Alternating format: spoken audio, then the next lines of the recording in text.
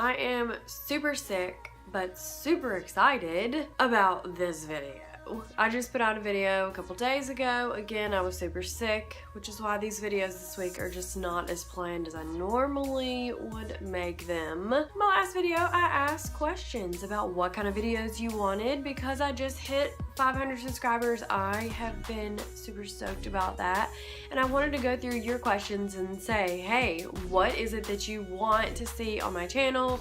What videos do you like? I can look at the analytics all day. I can read your comments, and all of these things play a role in my video ideas. So speaking of which, one of the questions that I was asked in the last video, thank you LT Ocean for asking, can you make a YouTube ideas video because I can't find any that I can actually do? Well, there's tons of ideas out there. One video idea is something where you kind of comment back to other people's videos. So that's the first one I'm going to give you because I just got a really cool shout out, Viper. I was so stoked to see the shout out that it made me say, wow, I really want to give him a shout out back. So you can give a shout out back to other people, especially if they mention you. But when you're getting started, the first thing is to listen to your audience and paying customers. One thing was that you mentioned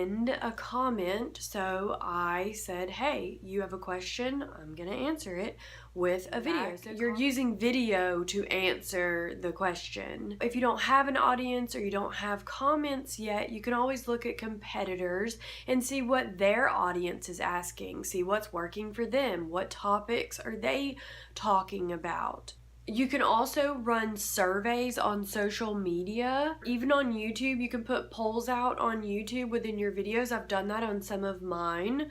I've also tried email surveys, sending out email surveys to follow up a product sale. Now, if you're just getting started, some of this stuff may seem a little over the top, but really, it comes to building an audience, and you're never going to get an audience if you don't just get started. That's why I say look at what's working for other people, see what other people are commenting about, and just because they're asking questions on someone else's video doesn't mean that you can't make a video about that same topic. Obviously, people are asking questions. I'm sure people have videos out there about how to come up with video ideas. Hopefully that helps answer your question on that. Do you like this type video where I'm commenting back to you? If that's something that you like, put that in the comments below. Or if you want to hear something else, then put it in the comments below, because how am I going to know what videos you want to watch if you don't put them down in the comments below, right?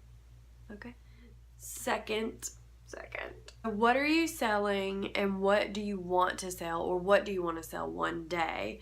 I would develop your content around a product or service. Now, someone that does a really good job of this is Linda Rayner. I love her channel. She has been someone I've followed for a year, going on I think 2 years now. She hasn't really had her channel that long. She honestly has about 50 videos out right now and 200,000 subscribers.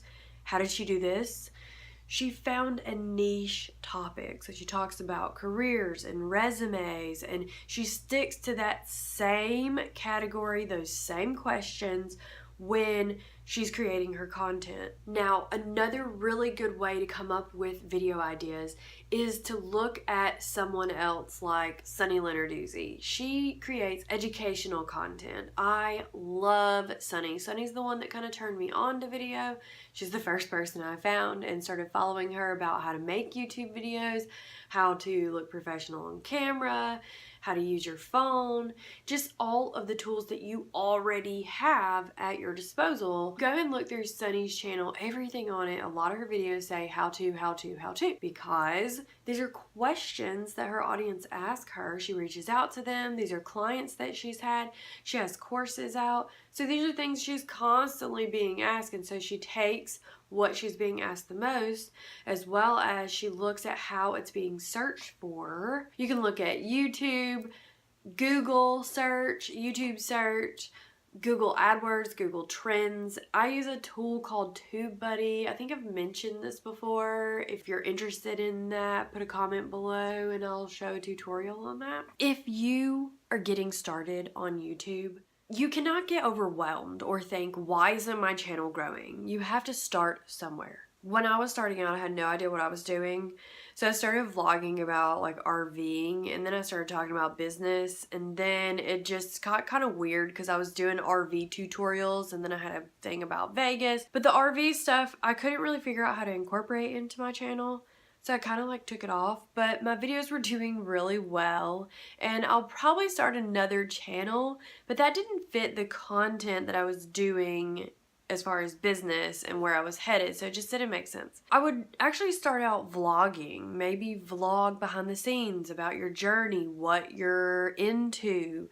If you're into gaming, that's a popular thing. Beauty, that's a popular thing. But I would actually do something completely different because those are really oversaturated. Find something that you're interested in or something that you're learning and share that with other people. But you want to make sure that it's found in search. So that's why I mentioned doing research, how Sunny does her channel with how-tos. If you don't put anything out, you're not gonna have anything to analyze. You want to put videos out so that you have something to analyze. If you go into YouTube and look at your analytics, you can see your top 10 videos that you've published, and it'll give you a really good idea of what's working. For me, I went in and looked at mine and I noticed that tutorials, like on-screen tutorials, worked really well for me. Those are things that I'm adding into my videos coming up. Like I mentioned, there's some really big things going on soon on my channel and I can't wait to share them with you, but not just yet. So make sure to subscribe. So I mentioned being consistent. I have a schedule, a content calendar that kind of helps me stay scheduled on my social media and when I'm putting my videos out. So if that's something that you're interested in, I created a video about this a while back. I'll link to that down below. I also have a channel checklist. So even if people find your videos, you really want to make sure that your channel's set up, because before you even put any videos out, you can actually make your channel look like a real channel if you haven't even made any videos yet. So there's a way to do that. Pick up the checklist down below and just make sure that you have things like your social links, your header, you've got your about page, all of those things set up so people want to stay on your content. I'm probably losing my voice at this point, so I'm gonna try to rest for a day. I'm Brandy of bloggingbrandi.com, where you can find tons of free resources to help you brand your business. I will see you in the next video. Leave your comments and questions below and subscribe so you don't miss the next video, because you might be featured in it.